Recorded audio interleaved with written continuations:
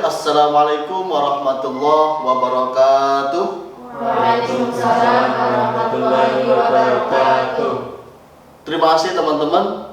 Pada kesempatan kali ini Endang Supriyadi MA selaku dosen mata kuliah Sosiologi Agama akan menyampaikan materi pertemuan kedua dengan tema kajian dan konsep sosiologi agama. Oke, pada kesempatan kali ini saya akan menyampaikan pokok pembahasan pada materi kajian dan konsep sosiologi agama. Ada 4 pokok pembahasan pada kesempatan kali ini. Yang pertama terkait dengan pengertian sosiologi, yang kedua pengertian agama, yang ketiga pengertian sosiologi agama, dan yang keempat objek kajian sosiologi agama. Oke, yang pertama pengertian sosiologi menurut Auguste Comte. Comte mengatakan bahwa sosiologi adalah ilmu pengetahuan kemasyarakatan umum yang merupakan hasil terakhir dari perkembangan ilmu pengetahuan itu sendiri. Maka bagi Auguste Comte, sosiologi didasarkan pada perkembangan ilmu pengetahuan. Tokoh lain yaitu ada Max Weber. Weber mengatakan bahwa sosiologi adalah ilmu yang berupaya memahami tindakan-tindakan sosial. Ada Emile Durkheim. Ia mengatakan bahwa sosiologi adalah ilmu yang mempelajari fakta-fakta sosial. Fakta sosial itu bertindak, cara berpikir, dan mampu melakukan pemaksaan di luar individu seseorang. Itulah pembahasan pertama mengenai sosiologi menurut para tokoh sosiologi. Pokok pembahasan yang kedua mengenai pengertian agama. Edward Taylor mengatakan bahwa agama merupakan keyakinan tentang adanya makhluk spiritual. Yang kedua, Max Muller, ia mengatakan bahwa agama itu apa yang mungkin digambarkan atau mengenal Tuhan merupakan kesempurnaan mutlak yang tiada terbatas atau cinta kepada Tuhan yang sebenarnya. Agama menurut Emile Durkheim, ia mengatakan bahwa agama merupakan pola umum yang mencakup segala persoalan hidup. Masyarakat adalah sumber gambaran keagamaan itu sendiri. Ada fungsi agama untuk individu, ada agama untuk masyarakat. Oke, fungsi agama untuk individu, ada sumber nilai untuk menjaga kesusilaan, mengatasi frustasi, dan mengatasi ketakutan. Ketiganya itu ada pada diri manusia. Persoalan sumber nilai untuk menjaga kesusilaan itu tertanam dan terpatri dalam nilai-nilai kemasyarakatan. Mengatasi frustasi, agama sangat kemudian membantu ketika manusia itu kemudian mengalami adanya persoalan-persoalan dalam kehidupannya. Kemudian ketiga, mengatasi ketakutan.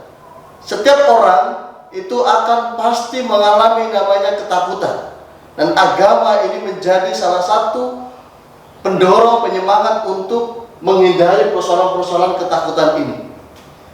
Fungsi agama untuk masyarakat, ada edukatif, ada kontrol sosial, dan penyelamat. Ketiganya berkelindan dalam kehidupan bermasyarakat. Itulah pokok pembahasan mengenai pengertian agama dan fungsinya. Oke, pembahasan yang ketiga mengenai pengertian sosiologi agama. James Watt, sosiologi agama adalah mempelajari antara agama dan masyarakat. Max Weber mengatakan bahwa sosiologi agama itu integrasi antara agama dan kehidupan sosial. Emile Durkheim, dalam keilmuan sosiologi agama ada 2 yang kemudian menjadi fokus kajian Emile Durkheim, yaitu sakral dan profan. Karl yang mengatakan agama sebagai candu. Peter L. Berger, sosiologi agama sebagai pengetahuan. Itulah pokok pembahasan mengenai pengertian sosiologi agama.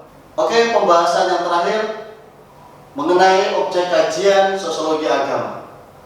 Teman-teman mahasiswa perlu diketahui bahwa kajian sosiologi agama itu tidak lepas dari kehidupan masyarakat beragama. Oke, bahwa objek kajian sosiologi agama yaitu masyarakat beragama itu sendiri.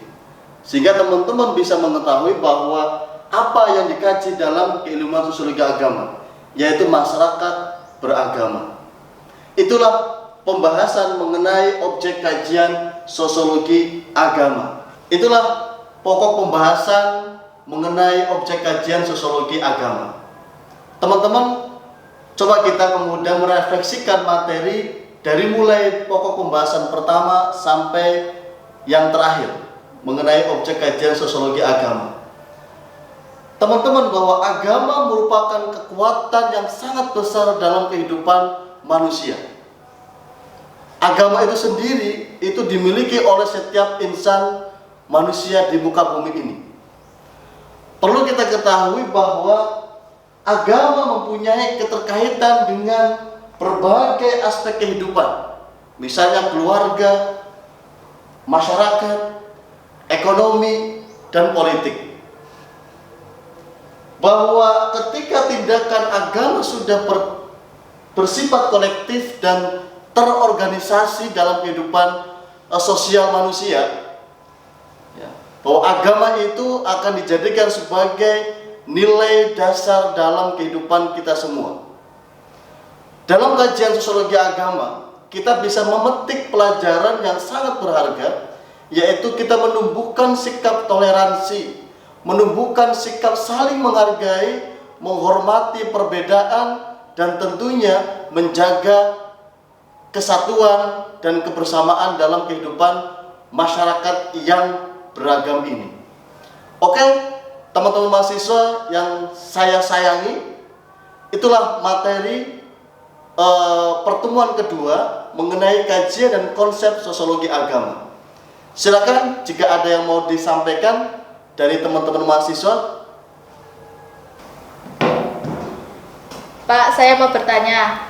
Saya Nuke NIM 028. Menurut pendapat Bapak, bagaimana cara mengatasi konflik dengan adanya masyarakat beragam di Indonesia? Terima kasih. Oke, terima kasih Mbak Nuke, gitu ya. Ya, pertanyaan sangat bagus dan menarik saya kira. Jadi teman-teman mahasiswa perlu diketahui bagaimana keberagaman yang dimiliki oleh bangsa Indonesia kita ini. Kita harus bangga lahir di bumi Nusantara ini.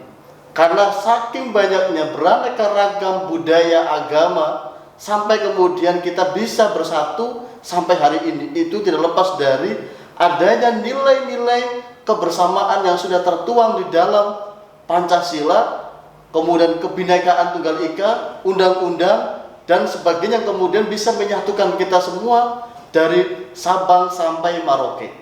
Nah, pertanyaannya bagaimana cara mengatasi itu? Sosiologi agama itu lahir kemudian berada di tengah masyarakat untuk melihat fenomena yang sedang terjadi di masyarakat beragama yang ada di Indonesia ini. Nah, itulah apa yang harus dilakukan oleh seorang sosiologi agama.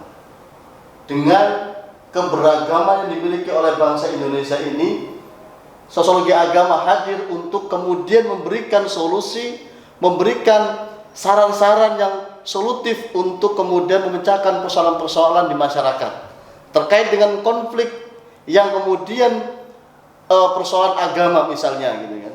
Itu sangat banyak dan sangat kemudian harus kita petakan masalah apa yang sedang dihadapi oleh masyarakat kita. Masalah agama. Kita harus kemudian mengetahui terlebih dahulu persoalan agama yang mana dan yang apa kemudian sedang dialami oleh masyarakat kita.